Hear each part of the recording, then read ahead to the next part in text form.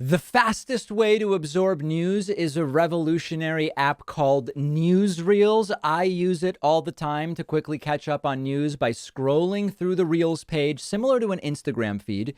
You can read any story as quickly summarized bullet points. Click the link below to use Newsreels for free.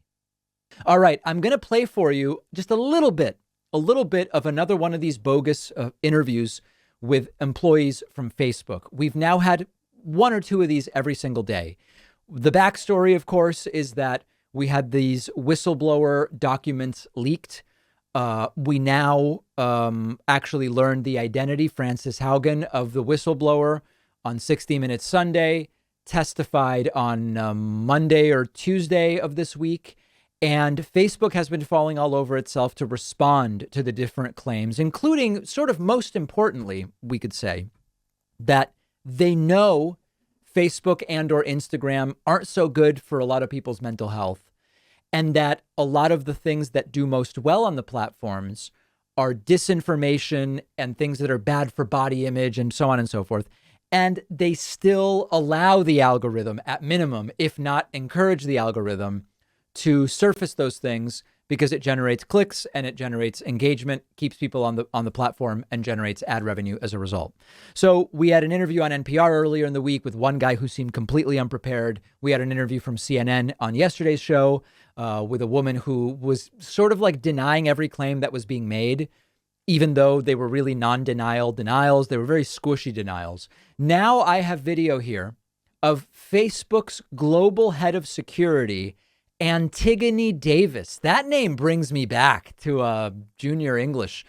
Antigone Davis, who, without really denying that pushing content that upsets people is what they do, says it wouldn't be logical for Facebook to do it. Listen very carefully to what she says. It's actually extraordinarily short-sighted. So if you think about somebody's experience on the platform, if they're having a very negative experience, at some point they're going to turn away from that negative experience. So to suggest that we'd optimize towards something negative for the long-term value of business just doesn't actually, it is illogical. It doesn't make sense. So she's claiming it wouldn't make sense to optimize for a type of content that upsets people. Wouldn't make sense because then people get upset and then they leave the platform. Except it doesn't happen.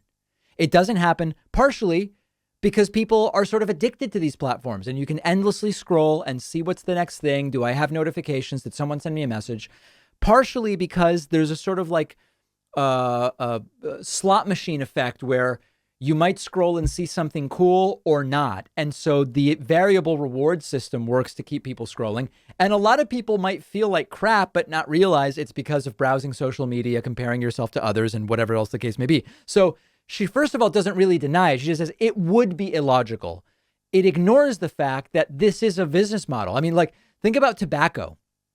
The long term, tobacco, cigarettes are not optimized for the long term. Why? Because they kill the users.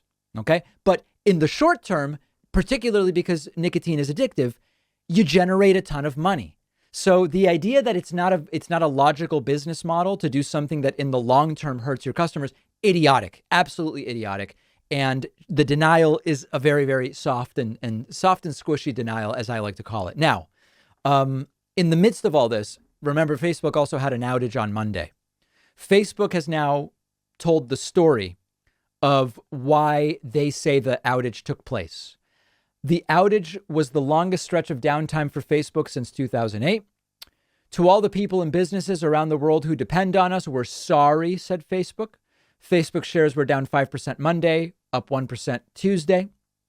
Facebook is saying that the issue was caused by configuration changes on the backbone routers. And what the changes were was not said. The changes caused, quote, issues that interrupted the flow of traffic between routers in Facebook's data centers around the world. This disruption to network traffic had a cascading effect on the way our data centers communicate, bringing our services to a halt. So for all of those speculating that this was a deliberate outage in order to try to smother the revelations about the Facebook whistleblower, I understand why you think that. The more I've thought about it, the less likely I think it is. The amount of reputational damage that Facebook suffered, as well as significant number of hours during which their ads weren't running. There was a financial problem as well. You could say it was all worth it to smother the whistleblower stuff, but everybody's posting the whistleblower stuff now anyway. So I am leaning against it having been a deliberate outage. But if you disagree with me, let me know. And we'll have more clips from these very strange interviews with seemingly unprepared Facebook executives on our Instagram, which you can find at David Pakman Show.